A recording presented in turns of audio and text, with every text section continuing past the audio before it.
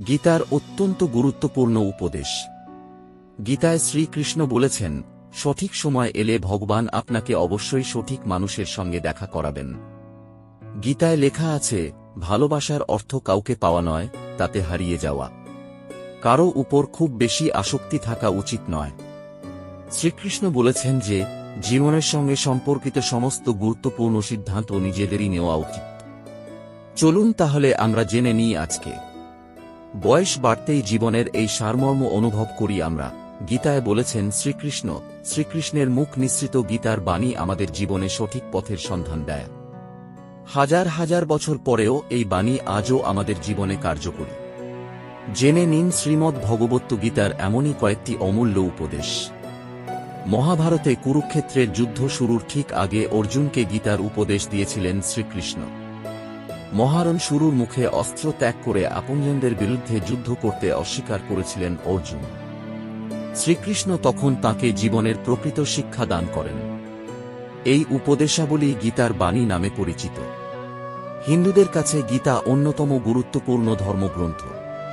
প্রতিটি মানুষের জীবনে অন্তত একবার গীতা পাঠ করা উচিত। গীতায় জীবনের এমন কিছু উপদেশ দেওয়া আছে, যা সঠিকভাবে মেনে চলতে পারলে আমরা ঠিক ও ভুলের মধ্যে পার্থক্য করতে পারব। গীতায় জীবনের সব সমস্যার সমাধান বলা আছে। সাফল্য লাভের উপায় দেখানো আছে গীতার বাণীতে। গীতায় মোট 18টি অধ্যায় এবং 700 শ্লোক রয়েছে। ধর্মের পথ অনুসরণ করে জীবনে সঠিক কাজ করে যাওয়ার পথ দেখিয়েছে গীতা। বয়স বাড়ার সঙ্গে সঙ্গে প্রতিটি মানুষ একটি বিষয় উপলব্ধি করেন, যা অনেক সময় তরুণ বয়সে তাঁরা বুঝতে পারেন না। এই বিষয়ে গীতায় কি বলেছেন শ্রীকৃষ্ণ, তা আজ জেনে নেব আমরা। গীতার উল্লেখযোগ্য কয়েকটি বাণী আপনাদের সামনে তুলে ধরা হল। গীতার বাণী অনুসারে একজন মানুষ যখন বৃদ্ধ হন, তিনি উপলব্ধি করেন যে জীবনে তিনি অপ্রয়োজনীয়ভাবে সারা জীবন সেই সব মানুষদের গুরুত্ব দিয়ে গিয়েছেন, যারা তাঁর জীবনে কোনো অবদানই রাখেননি।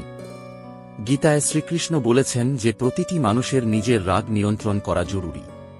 কারণ রাগের বশে আমরা নিজেদের উপর থেকে নিয়ন্ত্রণ হারিয়ে ফেলি এবং রাগের বশে ভুল কাজ করি। বেশিরভাগ সময় আমরা রাগের মাথায় যে সিদ্ধান্ত নিই তা ভুল হয়, যার জন্য পরে আমাদের আফসোস করতে হয়। তাই যখনই রেগে যাবেন, চেষ্টা করুন নিজেকে শান্ত করার। শ্রীমদ্ ভগবত গীতা অনুসারে প্রতিটি মানুষের আত্মপর্যালোচনা করা উচিত। কেবলমাত্র আত্মপর্যালোচনা করেই আমরা নিজেদের দোষ ও গুণ সম্পর্কে সচেতন হতে পারি। জীবনে সঠিক সিদ্ধান্ত নেওয়ার আগে নিজেকে সঠিকভাবে জানা অত্যন্ত জরুরি। শ্রীকৃষ্ণ গীতায় বলেছেন যে আমাদের সবার নিজের মনের উপর নিয়ন্ত্রণ রাখা জরুরি। মন যদি আনন্দে অতিরিক্ত উদ্বেল হয়ে ওঠে বা দুঃখে ভেঙে পড়ে, তাহলে সেই ব্যক্তি নিজের কর্মের প্রতি ঠিকভাবে মনোনিবেশ করতে পারবেন না। শ্রীকৃষ্ণ বলেছেন যে আমরা সেই ফলই লাভ করি যা কাজ আমরা করে থাকি। তাই সাফল্য ব্যর্থতা ভুলে শুধুমাত্র নিজের কাজে ফোকাস করুন। তাহলে আজকে আপনারা জানতে পারলেন, বয়স বাড়তেই জীবনের এই সারমর্ম অনুভব করি আমরা। ঈশ্বর আপনার মঙ্গল করুন। আজকে এখানেই শেষ করলাম। আপনাদের যদি এই ভিডিওটি ভালো লেগে থাকে তাহলে আপনি আপনার বন্ধু ও আপনার পরিচিত মানুষের সাথে শেয়ার করতে পারেন। আপনাকে অসংখ্য ধন্যবাদ আপনার মূল্যবান সময়টুকু আমাদের দেওয়ার জন্য।